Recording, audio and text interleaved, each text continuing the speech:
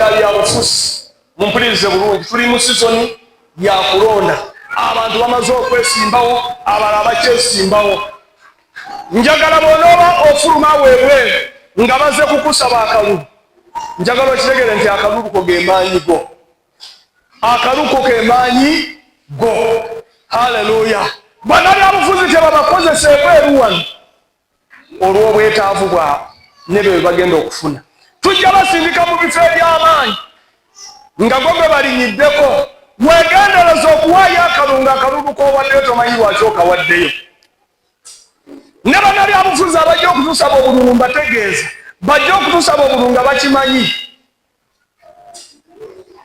tuyina okusalawo okutuufu erinnya lya Mukama lyebazi okulonda kwe tugendamu tuteekateekera eggwanga lyaffe eyo Uganda nze nawe ffe tulina ogiteekateekera okuyita mu kalulu nabwekityo mulonde bulungi n'abeesimbawo ntera okubagamba si okwesimba oleka guleme kufuuka mulimu mufuuke obuweereza nze bwe nali nja okubuulira enjiri najja kuweereza sajja kupakasa n'abo bannabyabufuzi be twogerako abagenda okwesimba mu bifo byonna bajje nga baze kuweereza eggwanga n'abannayuganda tebajja nga baze kunoonya mirimu ekizibu kye tusanze mu Uganda be bannabyabufuzi abagenze mu positions nga baze kunoonya mirimu nabibagasangako bwe bamala okufuna bye beetaaga taliddamu kulabika newankubadde okuwulikika ensimbi ze babawa njagala mukitegeere ezo nsimbi zammwe ez'omusolo ogwamu bwe mugula amafuta ku petrol bwe mugula zisukaali bwe mugula bye mugula byonna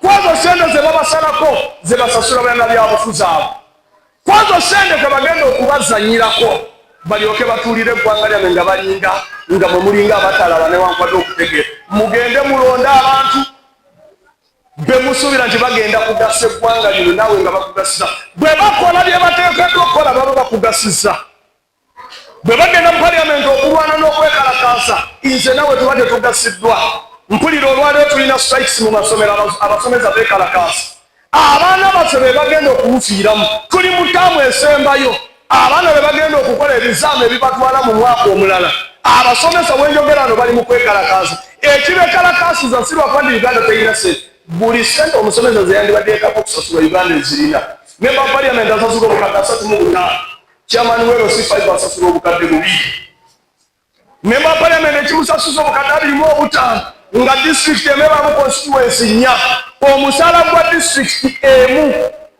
eri mu constituency 4 ekunuukiriza obukadde 15 bukadde 14 siwe waawo chairman afuga district yonna ebamuwaako obukadde 2 bali beetuukira mu position ez'okusalawo chairman asigala ku district memba wa parliament n'agenda mu parliament ateesa yeesaso constituency agirinako egombolola 3 egombolola 4 chairman alina egombolola 19 n'akizula nga kigwanidde bamusasula obukadde 2 bijja kumumala alina egombolola 3 n'agamba nze emiliyoni 35 tezimala n'amafuta munyongereko ne moroka mu mpembya njagala kwogera statement eyo chairman wero C5 bwe bamuwa emmoroka oluvannyuma y'emyaka 5 bamugamba n'agisaayo district meka 10 egombolola 19 oba egombolola 3 egombolola 4 n'agamba mumpe sente ze ngende ngule emmoroka gye neetaaka lwaki yeyeesalirawo nabwekityo mmwe abalonzi bannayuganda njagala mugende mulonde abantu nga mukimanyi bye tugenda okulonda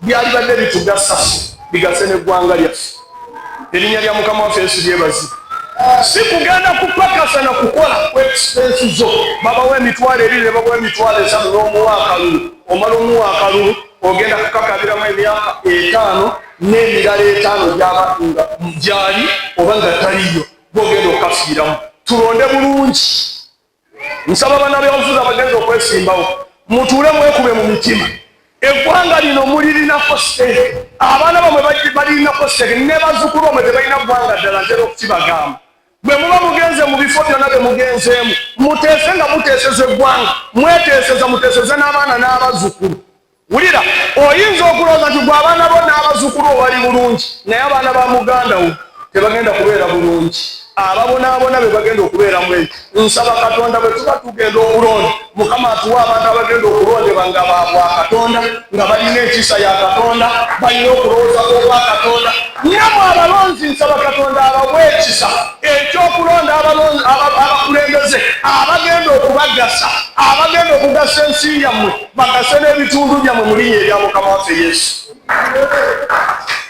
Munzikirize njosoyose mukwano gwange Omusumba Dr. Solomon Mwesige awamu n'omukyala n'obuweereza bwa Good News bwonna okutwaliza awamu. Wiiki eri ba celebrating emyaka 2 egy'obuweereza. Ekkanisa ya Good News ebadde mukisa eri eggwanga Uganda. Erinnya lya Mukama lyebaza. Omusumba Solomon Mwesige y'omu ku basumba mu ggwanga lino abasooka okutegeera Karamoja gy'erina ekisulo. N'akwata ku bugagga bwe n'alabirira Karamoja ndowooza katagenda mu myaka nga 2 n'okusoba. Nga baliisa abakaramoja be bantu abasooka okuliisa Karamoja ne basooka okulabirira abakaramoja okubaliisa, okubasomesa, okubajjanjaba n'okubagattako ebirala.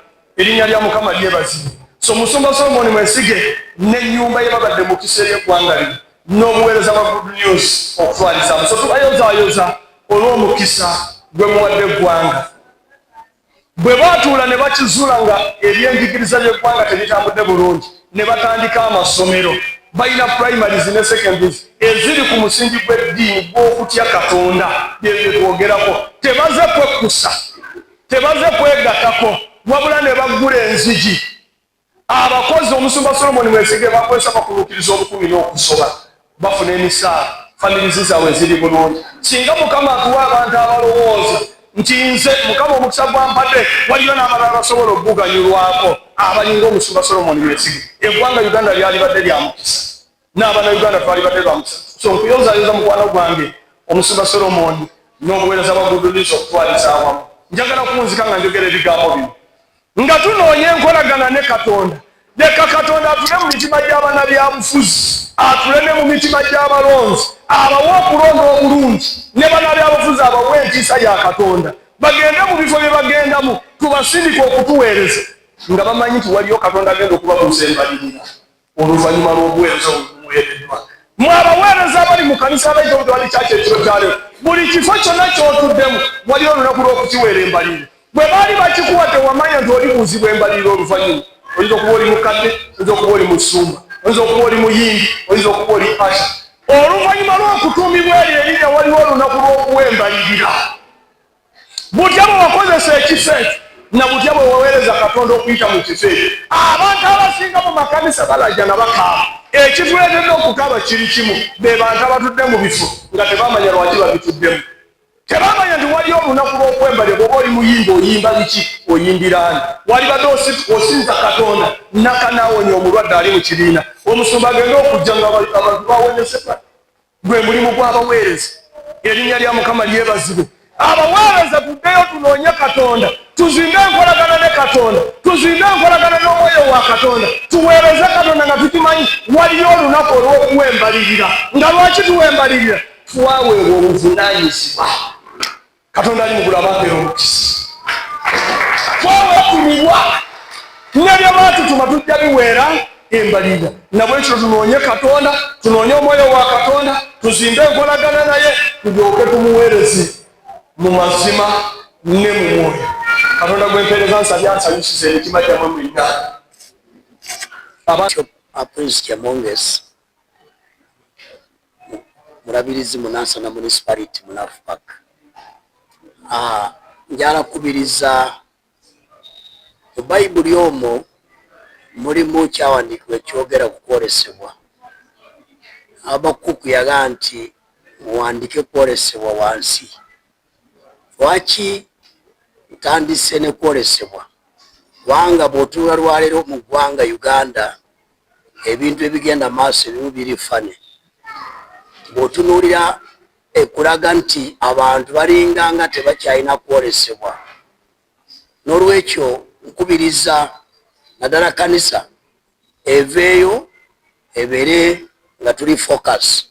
Bagamba mu Luzungu bagamba nti stay focus on what is important.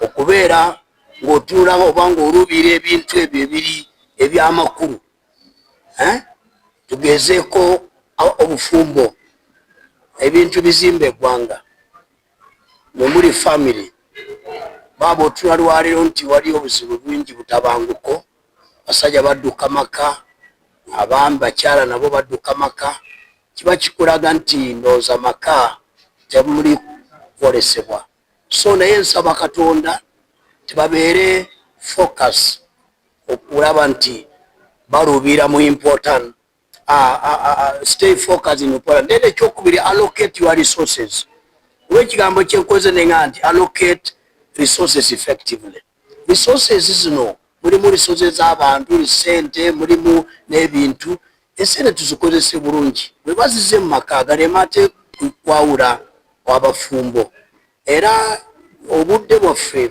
abakyala oba mmwe abakyala naffe abaami tuzimbe amaka agaweesa Katonda ekitiibwa amaka we gabaamu ekitiibwa n'eggwanga ebeeramu ekitiibwa n'ekkanisa ebeeramu ekitiibwa so nkubiriza abasajja basseemu ekitiibwa bakyala baabwe babaagale ate babawe n'essente kubanga sente osekwesanga nga tukozesa mu bintu birala nnyo ne tuprioritizing ebintu ebimu ate ne tuyisaamu amaaso maka abakazi bano ababeera waka abasumba n'abantu balala bannayuganda bawa abakyala sente n'olwekyo ensonga endala enkulu nnyo okubeera nti abantu babeera stay motivated balina kuba nga motivated and inspired tugende mu TikTok tukozese TikTok media ng'abantu bali focus ng'abantu bazimba eggwanga lyabwe abantu baagaliza eggwanga ebirungi ne families nze nga munnaddiini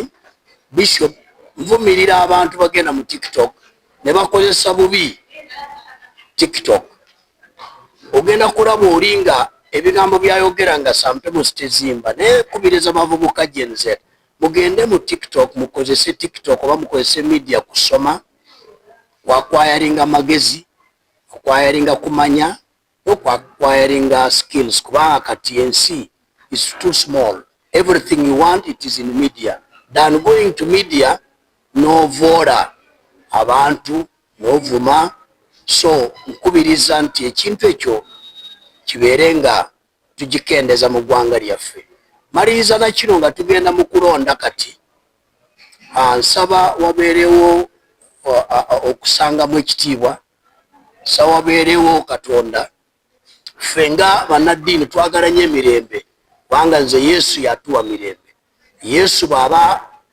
yatuwa mirembe tulina kukuuma mirembe n'olwekyo tusaba Katonda nti tulabe engeri esobola kukuuma mirembe eriwo mu kuyita byonna bye tuyitamu naye politics ereme twawula tuzimbe eggwanga lyaffe twagale eggwanga lyaffe tugizimbe tugisabire tukuume n'emikisa Katonda gy'awadde eggwanga lino Mukama ab'omukisa nze Bishop Prince Kyamungesi Nansana Municipality